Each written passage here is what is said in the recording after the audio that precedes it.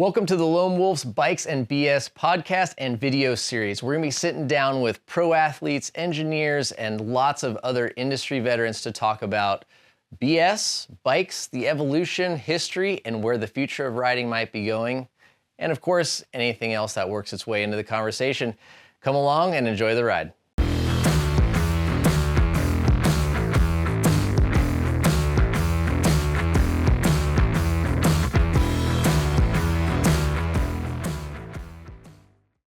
Hey everyone, thanks for tuning in for another episode from our Bikes and BS video podcast. Today we're here with an old friend.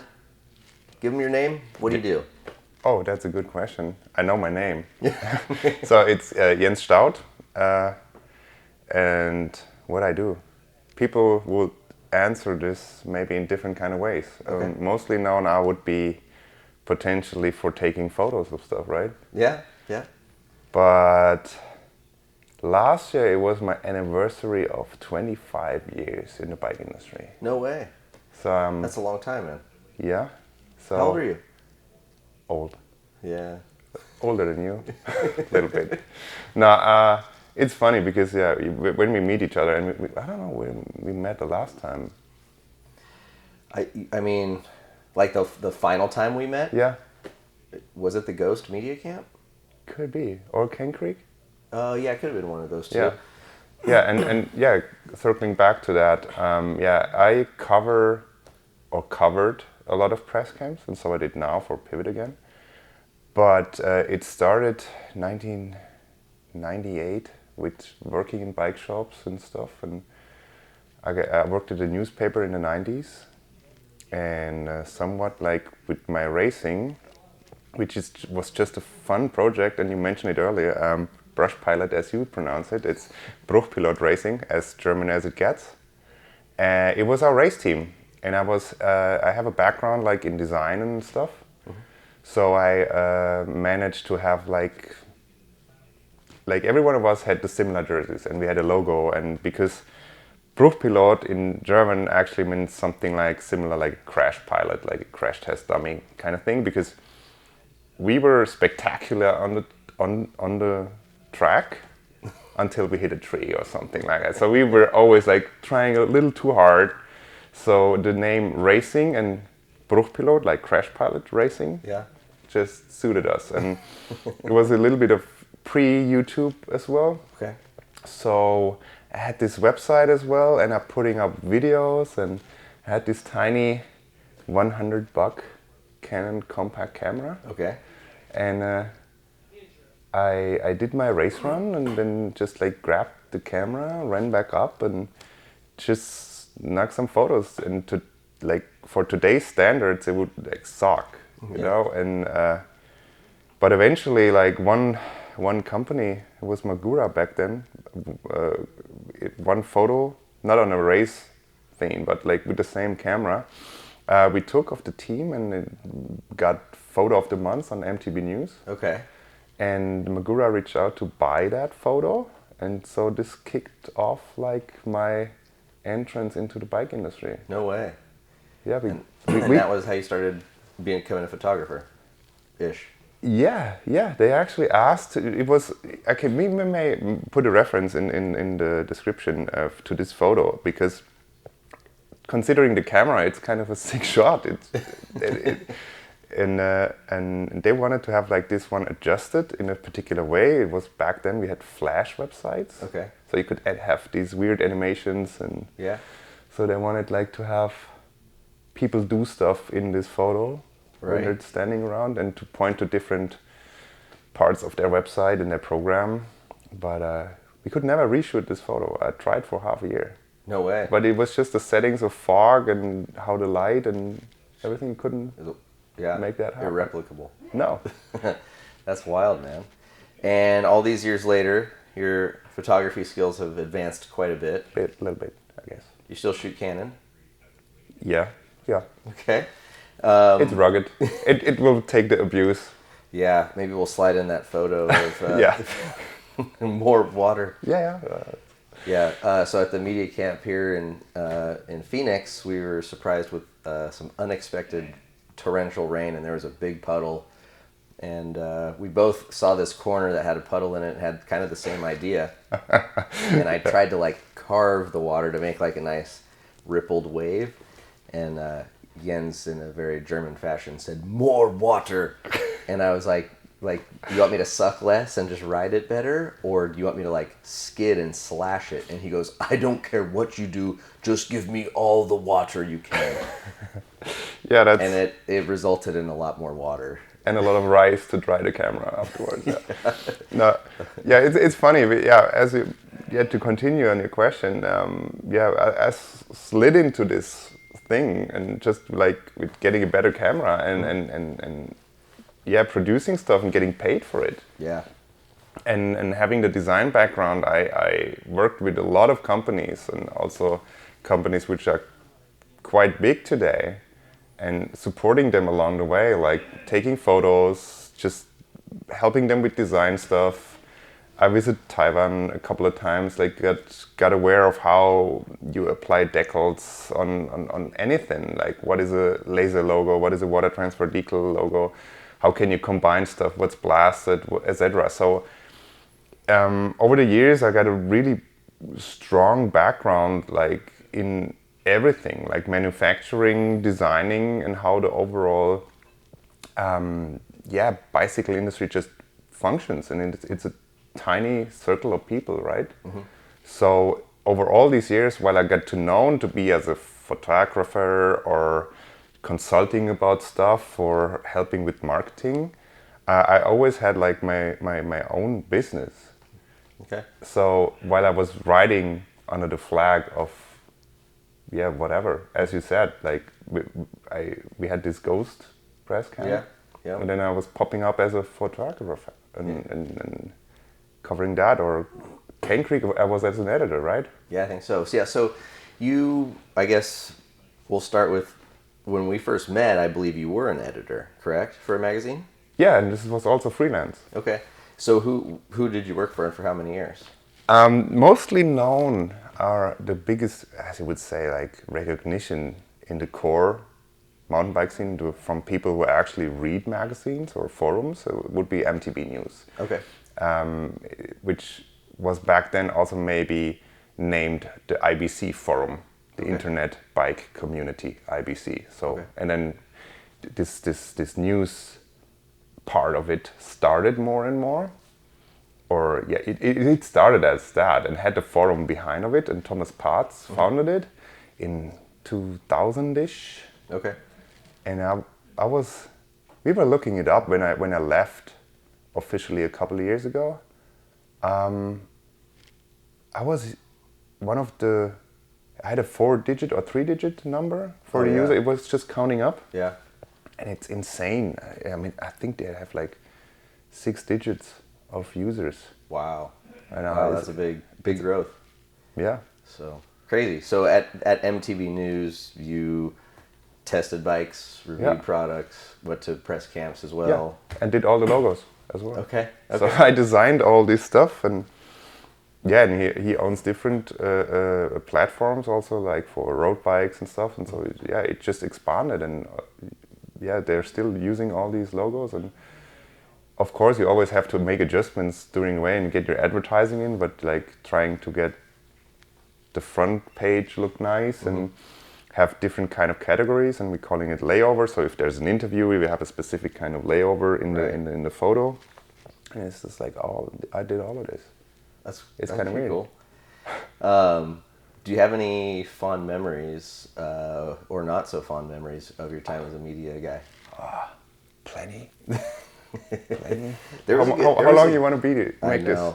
I feel like there was just a really good run of years, and I guess we're just getting older, but I feel like there was like an era of media guys and camps where like the riding, the like competition, like the friendly competition, the shit talking, like it was fun.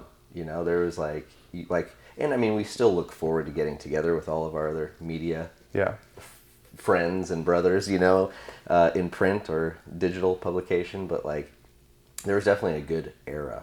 Yeah. Today, you know, when you're some stuff like now here at the Pivot headquarters in Tempe, Arizona, you're looking at the list who's going to be there, and you get excited if you read a familiar name. Like it's kind of nostalgia. Yeah. Maybe. I know. Yeah, the list of names has changed. So. Yeah, you're like, oh, I'm not familiar with that guy. Yeah. Like, and it's a strong bond, somewhat. It's a traveling circus. Yeah. Like the media, the industry people, you're going to the same fairs. Sometimes you meet in Asia. Yeah, yeah. You're like just random places all over the world. And because you like bikes together, right? Yeah, and also like for the pros, being like a guy with a camera as well, you're covering events, right? And we talk about it. The press release will be out there with Bryn and Jill. I got to know them at, I don't know, this can be, I don't know, 14 years ago. I don't remember. Long time ago. And I was with Thomas. He invited me over for joining him on the Sea Otter, and back then it was just all so loose. We were just attending it and trying to make coverage. So we were covering like the new stuff that's shown on Sea Otter, and then we were doing company visits, what we call, like house calls. Yeah. I don't know what the English word is, but we're doing some kind of a how it's made behind the scenes thing. And yeah, just I covered this with the camera, and then we did the write up, and yeah, you just on Sea Otter you cover the action, and you take the photos, and somewhat like via social media you tag the people. Yeah. They get to look at it, and then it's going, they connect the face. Right. And then they're like, I like this style. Yeah. And then you meet on other events, and they're like, oh, can I get photos? And yeah, sure. And then it's just like, it's a friendly little industry. Yeah. And then the people that are deep enough in it understand we are all in the same boat, like media, the companies making stuff, and the athletes. So I think other industries don't know each other so close, right? Yeah, it's possible. Yeah. I know it seems a lot bigger, but then you realize it is pretty tight knit, and people usually go from one to the other. They kind of stay in this world, for better or worse. Yeah, Jim Norman from Fox. I quote him on that because I really like that. He says, "Don't burn any bridges in the bike industry because there's only one." So that's kind of right. So a little bit. So let's see, what do we get into next? So for people, I guess, who want to get into the bike world, obviously, being that it is tight knit, your reputation, your word, your character, all important things, right? I mean, of course. And they go a long way. It sticks with you. Yeah, and yeah, it's you have to work your ass off. You have to be frank about that, because it's not like a regular job where you climb the corporate ladder. It's like when you are at the event, and especially with social media, if you go, for instance, to Crankworx Whistler, like Whistler. Yeah. I mean, it is Whistler, right? It's rad.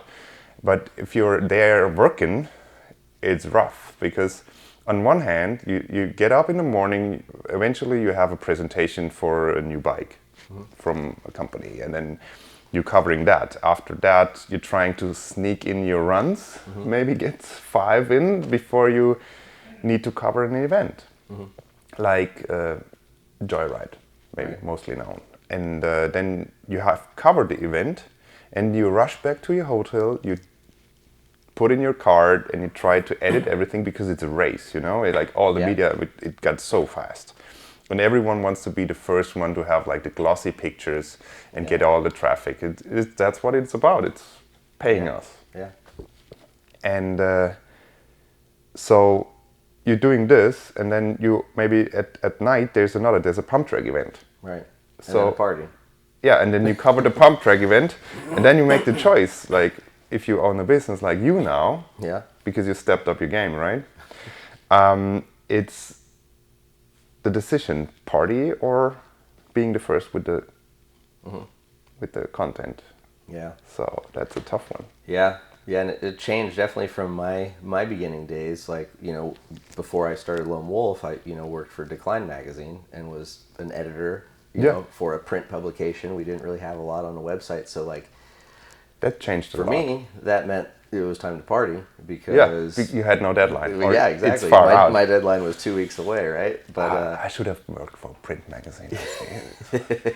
yeah, but things change, man. The internet Yeah. never sleeps. Social media never sleeps. So, speaking of social media and the internet and videos, right? You've shot a lot of World Cups and athletes, competitions. Do you think social media and YouTube videos have killed competition or changed competition from both a consumer and maybe like a brand sponsoring athletes or ambassadors perspective? In which regards killed? Well, maybe not killed, but put a severe hit to, right? Because I just think about people who have pro deals, right? Pro level deals from a brand to ride their bike, but they're not pro level riders. They just make videos riding. You mean people, influencer taking away funds that could run into pro Athletes. racing athletes? Or competitive, like slope style or free ride athletes. Oh, now we are adding another 2 hours to this podcast. No, yeah, we see everything go in waves, and if you're long enough in the industry, you will notice that. And there are times, and looking back into the 90s, like Grundig sponsoring Downhill World Cup, and then you see decline of the downhill, and then you see the rise of downhill, and you see the decline of free ride, and you see the rise of free ride, and it's all like waves. For social media, that's a tough one, because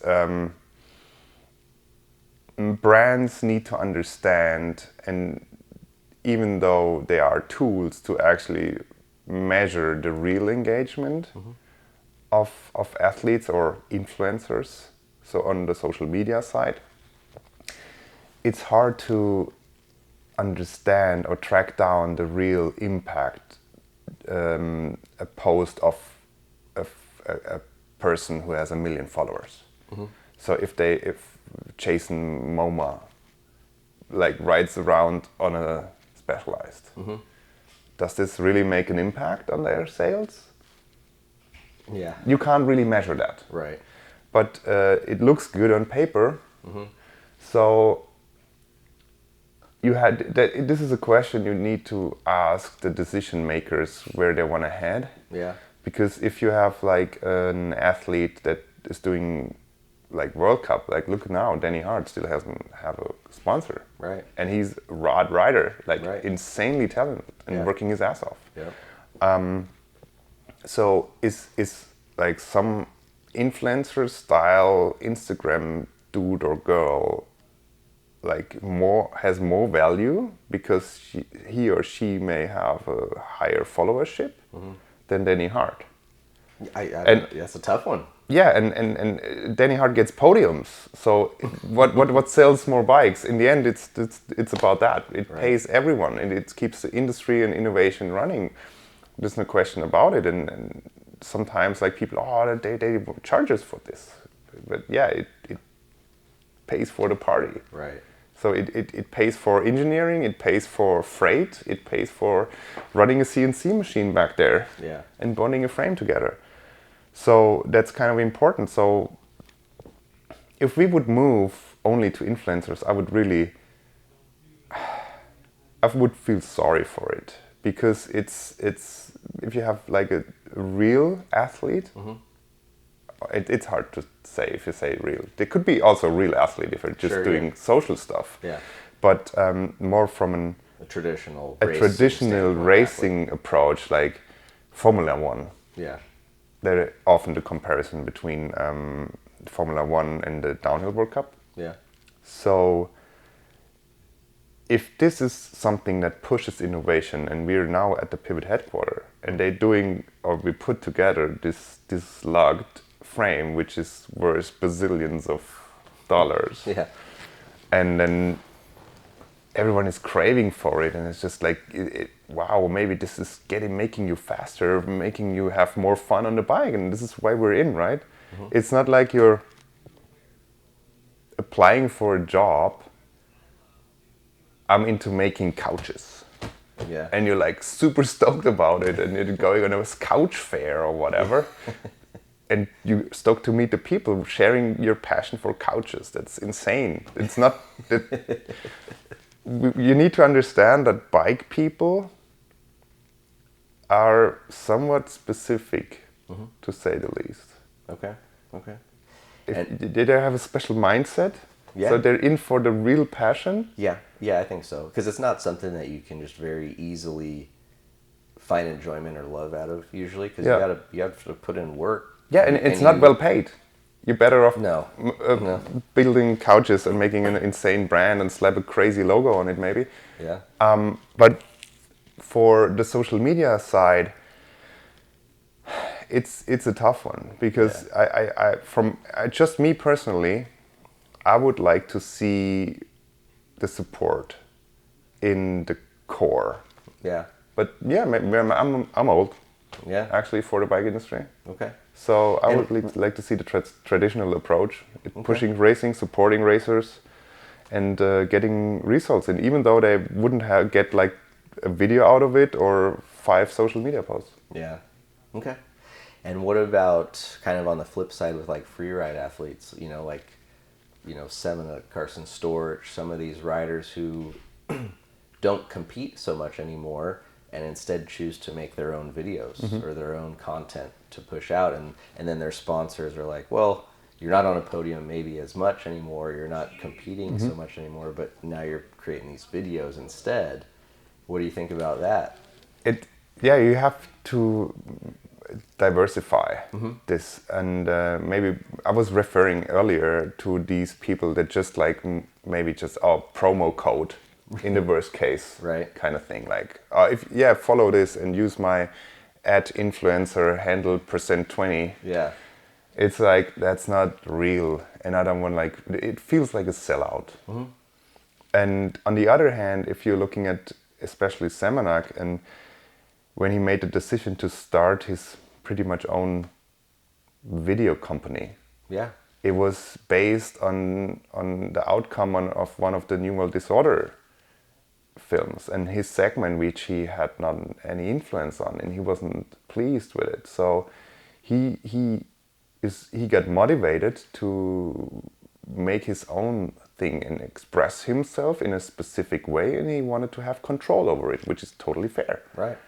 I don't want to be framed by someone else, right? Just to make something work. And so I really like that. And freeride, especially, maybe even the most, became something that, you could compare it to skateboarding. Like, there's always this one kid, like, snagging the camcorder from his parents and somewhere getting this wide angle lens and slamming it on and like rolling through the skate park and following his friends and making an edit. And they suck. They suck at the beginning. It's always the same. We all suck. Yeah. And then you eventually, if you stick to it, you get better. Right. And then you maybe like stoke people and share this passion for either skateboarding, freeriding, whatever. And this is a good thing. Yeah. Not necessarily, you could like marketing in the worst framing as it gets. You're just producing this to sell bikes, right? Yeah. But it's not. Yeah. I mean, pretty much every single person I know that's like longer in the bike industry, and they have a broad variety of a skill set. And they could make way more money if it would be about the money outside of the bike industry. Right. Yeah. But they don't. Yeah. And it is interesting. From your perspective, having been in it for so long, and at one point being a media guy, I think and now kind of being attached to a brand as like a sales and marketing guy, when you see the comments from people about, you know, prices of bikes or a new evolution of bikes or new standards, and people are just forcing this down your throat to make you buy, you know, where do you sort of stand on that from where you were as a media guy sitting at media camps where they say, we made it this year, we fixed all the problems that we had last year and made it climb better, descend better, but then last year when you criticized the bike for not doing something quite so good as it, the new one fixes that problem, you know, they get mad at you for. I have a lot of over the years. That's a big question. I have a couple of protege riders, like young ones, like around the age of 10 and up, teenagers, and I try to support them because of this reason, because they talk their parents into like getting finally a bike, and the parents maybe not bikers, and they're like, holy crap, I'm spending $2,000 on this. That's insanely amount of money, and. As a bike guy, you would laugh about this. Oh, $2,000, a good start for a wheel set. Yeah. And you know, when they ride a lot, they get out. I know that they're getting out every single day for 6 hours on their bike. Wow. And then just look at the maintenance that is needed if you ride that much in every condition. They wreck stuff. Yeah. And they're affected by this, by the prices. My bike is older, I need a new fork, wheel set, whatever. Oh, it doesn't match. There's a different axle, or if they just bend the rotor. Right. And then, I need an adapter. Yeah. It's complicated. And as you said, yeah, especially with axle width or button bracket stuff. And it's moving forward, and this is a thing that people really think that there is some kind of person in a black room making a decision. I would say the bike industry is just too plain crazy to actually be that sophisticated and have like this kind of, how you saw it, conspiracy. Yeah. I think that's not possible. It's shit just happens, and not everybody talks to everyone. Yeah. So just think back of all the standards we had, and you had 150 standard. You had one back in 10 mil axles, whatever. It's some marginal changes. Like suddenly there was boost with 148, even if there was 150 available. You're like, wait a minute. Yeah. And then you dive into it, and then you see the benefits of how we want to do this with chain line and tire clearance, and you have to move pivot points, and then you're going into the nitty-gritty engineering part of it that like the consumer is not aware of. Like when I started, I had a triple ring up front. Right. So now nobody ever thinks of the dual ring setup. Yeah. It got way easier. It brought other problems, but overall, from an engineering standpoint, it got easier with a one-by setup. And even though it seems like marginal changes or something that is just like for the sake of it to make it uncompatible, it's incremental, and it may only show if you look 10 years back. Right. And if you would pull out of your basement, if it is available, or you buy it from Craigslist, whatever, a bike from back then, and you would ride it, and you would ride it to your today's super bike. Yeah. It's insane. It is a massive difference. Insane. It is a massive difference. Yeah. Yeah, I guess when you just look at 1 year over the next year over the next, or 2 to 3 year gaps. Nothing happens now. No. Yeah. But yeah, when you look at something, I mean, 10 years, which is not that long ago, really. Yeah. It's a huge difference. We need to sneak in the photo of the two, the original Talon and the Switchblade, which is 35 years apart. Yeah. I was trying to talk Chris into riding down National Trail on the old bike. Yeah. And he said, definitely not. Yeah, no. Yeah, I would So shit sketchy. myself. So sketchy. Like in every aspect. I mean, from tire tread pattern to tire compound to the casing, to the brakes, to the geometry. Like everything is just so different about those things. It's Absolutely. pretty wild. Yeah.